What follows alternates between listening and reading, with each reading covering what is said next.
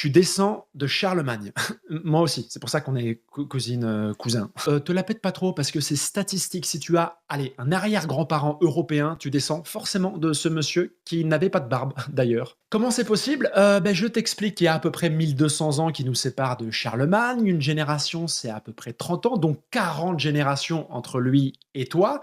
Et à chaque génération, ton nombre d'ancêtres est multiplié par 2. Cherche pas, c'est automatique. 2 parents, 4 grands-parents, 8 arrière-grands-parents, etc. Et donc, vers l'an 800, tu avais à peu près 2 puissance 40 ancêtres, c'est-à-dire 1000 milliards. Ce qui n'est pas possible. L'Europe, à ce moment-là, compte entre 25 et 30 millions d'habitants à peu près. Ça s'explique très facilement, hein, les branches de nos arbres généalogiques se croisent sans arrêt, mariage entre cousins plus ou moins éloignés. Il se trouve dans le même temps que Charlemagne est un super ancêtre, il a eu minimum 5-6 épouses et toujours minimum 13 enfants qui ont eux-mêmes atteint l'âge d'avoir des enfants. Tu descends de lui par des centaines